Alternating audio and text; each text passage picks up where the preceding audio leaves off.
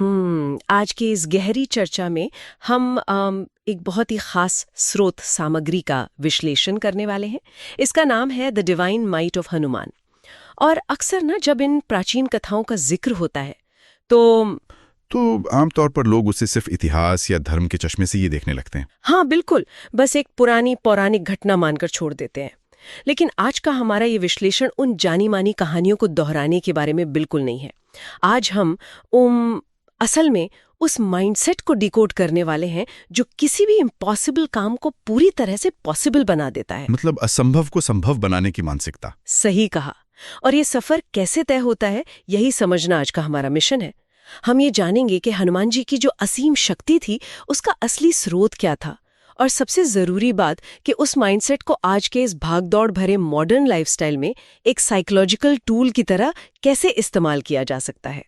तो चलिए इन बातों की गहराई में चलते हैं और इस खजाने को एक एक करके खोलते हैं। देखिए, इस विषय में जो सबसे ज्यादा दिलचस्प बात मुझे लगती है वो ये है कि कैसे एक प्राचीन ग्रंथ आज के मनोविज्ञान और मानव व्यवहार के सबसे जटिल सवालों का एकदम सटीक जवाब देता है। हाँ, क्योंकि आज हम मोटिवेशन के लिए इधर उधर भागते हैं। बिल्कुल, हम अक्सर अपनी क्षमता को बढ़ाने के लिए आधुनिक मैनेजमेंट थियरीज की तरफ भागते हैं। लेकिन हमारे सामने एक ऐसा मॉडल मौजूद है जिसने फोकस और पर्पस के सिद्धांत बहुत पहले ही स्थापित कर दिए थे। ये सिर्फ किसी की शक्ति का गुणगान नहीं है, बल्कि ये मानव मन की असीमित क्षमताओं का एक बहुत ही व्यवहारिक विज्ञान है। और ये आज के समय में और भी ज्यादा रेलेवेंट हो गया है। पर आगे बढ़ने से पहले मैं हमारे सुनने वालों के लिए ये जरूर स्पष्ट करना चाहूंगी कि इस सामग्री में अगर कोई ऐसा पहलू है जिसे समाज में वैचारिक या राजनीतिक रूप से देखा जाता है, तो हम यहाँ किसी का पक्ष नहीं ले रहे हैं।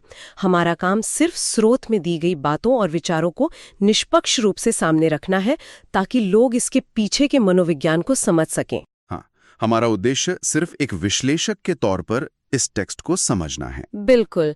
तो सबसे पहले उसी बात पर आते हैं जो सबसे बड़ा मिथ है। जब भी हम हनुमान जी के बारे में सोचते हैं तो सबसे पहले दिमाग में क्या छवि उभरती है? एक बहुत ही विशाल शरीर और असीम शारीरिक शक्ति। हाँ, एक बहुत ही मस्क्यूलर इमेज। लेकिन जब हम the divine might of Hanuman के नोट्स को गहराई से देखते हैं तो ये मिथक पूरी तरह टूट जाता है। इस सामग्री के अनुसार उनकी शक्ति का असली स्रोत सिर्फ उनकी मसल पावर यानी शारीरिक ताकत नहीं थी। क्योंकि शारीरिक ताकत तो उस काल में और भी बहुत से योद्धाओं के पास थी। बिल्कुल थी। तो जो चीज असल में उन्हें सबसे अलग और अजेय बनाती है वो है उनकी भक्ति, उनका दृढ़ संकल्प और निष्काम सेवा। मतलब बिना किसी स्वार्थ के काम करने की जो भावना है, वही उनकी सबसे बड़ी ताकत थी। लेकिन आज के दौर में जहां हर काम के पीछे कोई ना कोई निजी स्वार्थ या प्रॉफिट जुड़ा होता है, वहां इस निष्काम कर्म को एक असली ताकत के रूप में कैसे देखा जा सकता है? इसे अगर हम मानव मनोविज्ञान और ऊर्जा के आधुनिक नजरिए से समझे ना, तो राम भक्ति एक अल्टीमेट फ्यूल की तरह काम करती थी। Ultimate fuel? थोड़ा इसे और समझाइए। देखिए, जब किसी भी इंसान को अपने जीवन का कोई बहुत बड़ा और स्पष्ट उद्देश्य या पर्पस मिल जाता है, एक ऐसा उद्देश्य जो उसके अपने अहंकार या निजी लालच से बहुत बड़ा हो, तो उसकी शारीरिक और मानसिक क्षमताएं अपने आप कई गुना बढ़ जाती हैं। मतलब जब काम सिर्फ अपने लिए ना हो। हाँ, आधुनिक मनोविज्ञान में से हम इंट्रिंसिक मोटिवेशन कहते हैं। जब कोई व्यक्ति कोई काम सिर्फ पैसे के लिए या शोहरत के लिए करता है, तो उसकी ऊर्जा एक सीमित समय के बाद खत्म होने लगती है। वो जल्दी थक जाता है या स्ट्रेस का शिकार हो जाता है, क्योंकि वो बाहरी चीजों पर निर्भर है। एकदम सही। लेकिन जब वही ऊर्जा किसी बहुत बड़े उद्देश्य के लिए बिना किसी स्वार्थ के एक ही दिशा में लगाई जाती है, तो इंसान साधारण से असाधारण बन जाता है। उसके भीतर एक ऐसा इंड्योरेंस या सहन शक्ति पैदा होती है जो उसे रुकने ही नहीं देती। मतलब जब पर्पस मिल जाता है तो पावर अपने आप मल्टीप्लाई हो जाती है और शरीर की बैटरी कभी खत्म ही नहीं होती। ये बहुत ही पावरफुल कॉन्सेप्ट है, और इसी निरंतर ऊर्जा और फोकस को समझने के लिए स्रोत सामग्री में एक बहुत ही शानदार प्रसंग का विश्लेषण किया गया है, लंका जंप का प्रसंग। ओहो, वो पूरा हिस्सा तो सिंगल पॉइंट अटेंशन का सबसे बेहतरीन उदाहरण है। वाकई, हम सभी जानते हैं कि जब उन्होंने समुद्र पार किया था तो रास्ते में बहुत सी बाधाएं आई थीं। सुरसाई, मैनाक पर्वत आया और सिंगिका भी आई।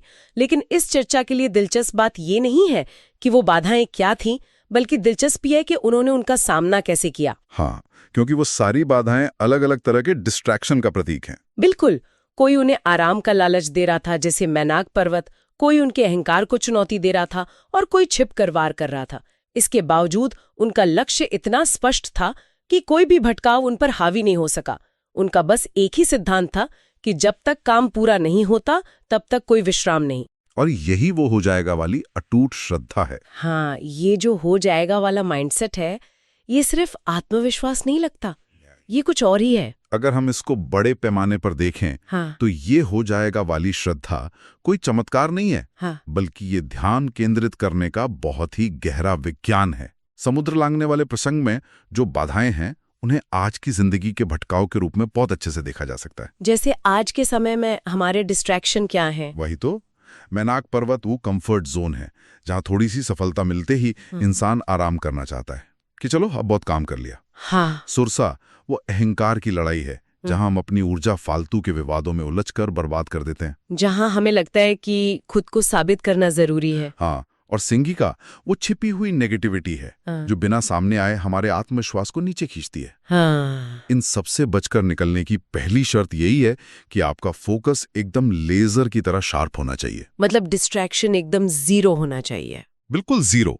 जब इंसान के दिमाग में फेल होने का या किसी दूसरे विकल्प का कोई विचार ही नहीं होता ना, जब उसे 100% यकीन होता है कि काम सफल होगा ही, तो उसका दिमाग उसी दिशा में काम करने लगता है। कोई अगर मगर की गुंजाइश ही नहीं बचती। हाँ, मनोविज्ञान की भाषा में इसे एक ऐसी मानसिक स्थिति कहा जाता है जहां इंसान अपने काम में इतना डूब जाता है कि आसपास का कोई भी शोर उस पर असर नहीं करता, उसे अपने लक्ष्य के अलावा कुछ और दिखाई ही नहीं देता। ये बहुत ही सटीक उदाहरण दिया आपने। जब दिमाग में शायद या क्या पता जैसे शब्द खत्म हो जाते हैं, तो शरीर और दिमाग सिर्फ इस बात पर काम करते हैं कि इसे कैसे करना है। सही कहा। अब मैं उस हिस्से की तरफ बढ़ना चाहूंगी जो मुझे इस पूरे विश्लेषण में सबसे ज्यादा रोमांचित करता है, और यहाँ आकर बात वाकई बहुत ही ज्यादा दिलचस्प हो जाती है। आप संजीवनी मोमेंट की बात कर रहे हैं ना? बिल्कुल, संजीवनी मोमेंट। ये प्रसंग हम सभी ने सुना है। लक्ष्मण जी मूर्छित हैं, समय बहुत ही कम है और संजीवनी बूटी लानी है। हिमालय पहुंचने पर जब उन्हें सही जड़ी बूटी पहचान में नहीं आती, तो वो खाली हाथ नहीं लौटते। वो पूरा पहाड़ी उठा लेते हैं। हाँ, पूरा का पूरा पहाड़। और इसे अक्सर सिर्फ शक्ति के प्रदर्शन के रूप में देखा जाता है कि देखिए कितनी ताकत थी। लेकिन हमारी स्रोत सामग्री इसे समस्या सुलझाने की एक बहुत ही अलग मानसिकता के रूप में पेश करती है। ये संजीवनी मोमेंट असल में प्रॉब्लम सॉल्विंग और किसी भी अनिश्चितता से निपटने का एक चरम शिखर है। आप देखिए, आधुनिक जीवन और हमारे काम की जगहों पर कई बार ऐसा होता है कि जब हमें अपनी समस्याओं का कोई सीधा और सटीक समाधान नहीं मिलता, मतलब कोई एग्जैक्ट सोल्यूशन नहीं होता। हाँ, जानकारी अधूरी होती है, समय कम होता है और प्रेशर बहुत ज्यादा होता है। ऐसे में ज्यादातर लोग क्या करते हैं? पैनिक कर जाते हैं या फिर हालात को दोष देने लगते हैं। बिल्कुल, वो कहते हैं कि हमारे पास तो सही साधन ही नहीं थे या हमें सही से बताया नहीं गया। लेकिन संजीवनी मोमेंट हमें सिखाता है कि जब सटीक रास्ता ना दिखे तो उलझने या रोने के बजाय पूरी परिस्थिति को ही अपने कंट्रोल में ले लो। वाओ, ये तो पूरी सिचुएशन को ही पलट देने वाली बात है। इसी को हम आउट ऑफ द बॉक्स सोचना कहते हैं, जहां नियम और सीमाएं मायने नहीं रखती। जब उद्देश्य इतना बड़ा हो तो सिर्फ और सिर्फ परिणाम मायने रखता है। और इसी संजीवनी मोमेंट में एक और बहुत गहरी बात छुपी है जो मुझे स्रोत सामग्री में पढ़ने को मिली। वो है निडरता, फियरलेसनेस। हाँ, फियरलेसनेस फॉर्मूला। सोचिए जरा, अगर उस वक्त उन्होंने ये सोचा होता कि अगर मैं ये पूरा पहाड़ ले गया तो वहां मौजूद सारे वैद्य और योद्धा मुझ पर हंसेंगे। वो कहेंगे कि इसे तो एक मामूली सी जड़ी बूटी तक पहचाननी नहीं आई। ये जो लोग क्या कहेंगे वाली सोच है ना, ये आज के समाज की सबसे बड़ी बीमारी है। बिल्कुल बीमारी है। हम अपने आधे से ज्यादा फैसले सिर्फ इसलिए नहीं लेते क्योंकि हमें दूसरों के जजमेंट का डर होता है, लेकिन जब बात एक्शन लेने की हो तो वहां इस तरह के सामाजिक डर या असफलता के डर की कोई जगह नहीं होनी चाहिए। ये एक बहुत ही महत्वपूर्ण बिंदु है। जब व्यक्ति का लक्ष्य जीवन और मृत्यु जितना अहम हो या उसका उद्देश्य इतना बड़ा हो कि उसमें उसका अपना कोई स्वार्थ ही ना बचे, तो वहां लोग क्या कहेंगे का डर अपने आप खत्म हो जाता है, क्योंकि वो काम वो अपने लिए कर ही नहीं रहे थे। सही कहा। मृत्यु का डर, असफलता का डर या सामाजिक अपमान का डर तभी हावी होता है जब हम अपने अहंकार को बचाने की कोशिश कर रहे होते हैं। मतलब जहां ईगो है वहीं डर है। एकदम सटीक बात बोली आपने। जब लक्ष्य अहंकार से बड़ा हो जाता है तो इंसान पूरी तरह निर्भय हो जाता है। पहाड़ उठा लेना इसी बात का प्रतीक है कि सही परिणाम हासिल करने के लिए किसी भी तरह की झिझक या शर्म को पीछे छोड़ना ही पड़ता है। आपने अभी अहंकार का जिक्र किया और स्रोत सामग्री का अगला हिस्सा इसी विरोधाभास पर एक बहुत ही गहरी चोट करता है। जी हाँ, ताकत और अहंकार का विरोधाभास। एक तरफ हम देखते हैं कि वो पूरा पहाड़ उठा सकते हैं, एक छलांग में विशाल समुद्र पार कर सकते हैं, यानी उनके पास ब्रह्मांड की सबसे बड़ी शक्तियां मौजूद हैं। लेकिन दूसरी तरफ उनमें रत्ती भर भी अहंकार नहीं है। ये बहुत ही रेयर कॉम्बिनेशन है। बहुत रेयर है। आमतौर पर हम देखते हैं कि आज के समय में किसी के पास थोड़ी सी भी ताकत, थोड़ा सा पैसा या कोई बड़ा पद आ जाए तो वो सबसे पहले उसका दिखावा करना शुरू कर देता है। लेकिन ताकत और अहंकार का ये जो पुराना रिश्ता है वो हनुमान जी के मामले में आकर पूरी तरह टूट जाता है। और यहीं एक बहुत जरूरी सवाल उठता है। आज की इस दिखावे से भरी दुनिया में जहां एक छोटी सी कामयाबी पर भी लोग अपनी पूरी कहानी सुनाने लगते हैं, वहां ये साइलेंस और एक्शन का बैलेंस यानी खामोशी और कर्म का संतुलन कितना महत्व रखता है। कम बोलना और ज्यादा करना। बिल्कुल। उनके पास असीमित शक्तियां थीं, लेकिन उनका व्यवहार हमेशा एक विनम्र सेवक की तरह ही रहा।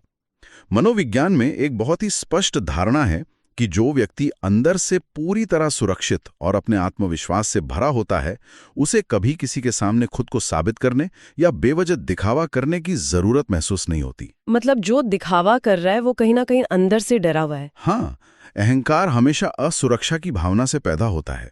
जो इंसान अपनी क्षमताओं को लेकर इनसिक्योर है, वही सबसे ज्यादा शोर मचाता है। खाली बर्तन ज्यादा आवाज करता है। एकदम सही। ये विनम्रता कोई कमजोरी नहीं है, बल्कि यही असली ताकत की निशानी है। इसे हम बिना अहंकार वाली शक्ति या ईगो फ्री स्ट्रेंथ कह सकते हैं। कम बोलना और सिर्फ अपने काम के जरिए परिणाम देना, यही सबसे बड़ा और प्रभावी नेतृत्व है, हनुमान स्टाइल में।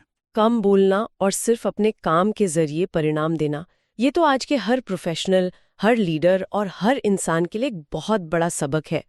बिना शोर मचाए अपना काम पूरी परफेक्शन के साथ करना, और वो भी पूरी निष्ठा के साथ। स्रोत सामग्री में जामवंत के प्रसंग का बहुत ही साइकोलॉजिकल तरीके से विश्लेषण किया गया है। अवेकनिंग द इनर हनुमान का कॉन्सेप्ट। हाँ, कथा के अनुसार बचपन के एक श्राप के कारण वो अपनी सारी शक्तियां भूल गए थे। जब समुद्र लांघने की बारी आई तो वो भी बाकी वानरों की तरह चुपचाप और निराश होकर किनारे पर बैठे हुए थे। उन्हें पता ही नहीं था कि वो क्या कर सकते हैं। वो अपनी क्षमता को पूरी तरह भूल चुके थे। तब जामवंत जी आते हैं और उन्हें याद दिलाते हैं कि उनकी असली शक्तियां क्या हैं। ये जो अंदर की खोई हुई शक्ति को जगाने वाला कॉन्सेप्ट है ना, ये मुझे बहुत ही शक्तिशाली और आज के समय के हिसाब से एकदम सटीक लगता है। ये प्रसंग शायद पूरी कथा का सबसे गहरा और सबसे ज्यादा प्रासंगिक हिस्सा है, क्योंकि ये सीधे तौर पर आज के इंसान की मानसिक स्थिति से जुड़ता है।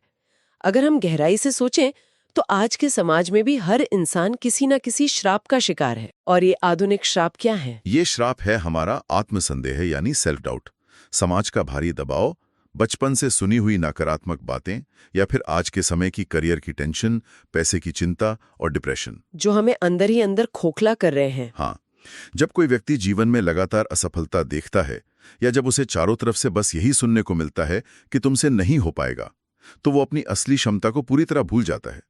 वो भी उसी तरह किनारे पर बैठकर बस अपनी कमजोरियों पर ध्यान केंद्रित करने लगता है। ये वाकई एक बहुत ही सटीक तुलना की आपने। आधुनिक जीवन में जिसे हम इम्पोस्टर सिंड्रोम कहते हैं, वो असल में अपनी ही क्षमताओं को भूल जाने का श्राप ही तो है। इंसान ये मान लेता है कि वो बस एक बहुत ही साधारण व्यक्ति है जो इस विशाल समुद्र रूपी समस्या को कभी पार ही नहीं कर सकता। बिल्कुल। और ऐसे समय में एक रिमाइंडर यानी याद दिलाने वाले की जरूरत होती है। जामवंत का रोल वही रिमाइंडर का है, जो हमें आईना दिखाता है, व्यक्ति को उसकी खोई हुई शक्ति से वापस जोड़ दे। मतलब शक्ति कहीं बाहर से नहीं आ रही है। एकदम सही। जामवंत कोई जादू नहीं करते, वो उन्हें कोई नई शक्ति नहीं देते, वो सिर्फ एक आईना दिखाते हैं। वो याद दिलाते हैं कि तुम्हारे भीतर जो ऊर्जा है वो किसी भी बाधा से बहुत बड़ी है। ये माइंडसेट हमें यही सिखाता है कि शक्ति हमारे बाहर नहीं बल्कि हमारे भीतर ही मौजूद है, बस उस पर से उस आत्मसंदेह की धूल को हटाना है। और जब एक बार वो धूल हट जाती है और हम अपनी क्षमताओं को पहचान लेते हैं तो फिर कोई भी छलांग नामुमकिन नहीं लगती। फिर इंसान कुछ भी कर गुजरने को तैयार हो जाता है। तो इस सब का आखिर मतलब क्या है? अगर हम आज की इस पूरी गहरी चर्चा के सबसे अहम बिंदुओं को समेटने की कोशिश करें तो हमने ये देखा कि असली शक्ति केवल मसल पावर या बाहरी साधनों में नहीं होती, बल्कि वो हमारे जीवन के उद्देश्य और हमारे निष्काम संकल्प में बसती है। पर्पस ही असली पावर है। हाँ, हमने उस संजीवनी माइंडसेट को समझा जो हार मानने या साधनों की कमी का रोना रोने के बजाय हर संभव रास्ता खोजने और पूरी परिस्थिति को ही बदल देने की प्रेरणा देता है। और वो भी बिना किसी डर के। बिल्कुल। हमने देखा कि कैसे बिना किसी अहंकार के, सिर्फ अपने काम पर फोकस करके और लोग क्या कहेंगे वाले डर को हमेशा के लिए पीछे छोड़कर किसी भी बड़े लक्ष्य को हासिल किया जा सकता है। और अगर हम इन सभी बातों को एक सूत्र में पिरोएं तो निष्कर्ष बस यही निकलता है कि मानव क्षमता की कोई सीमा नहीं है। समस्या कभी भी ताकत या टैलेंट की कमी नहीं होती।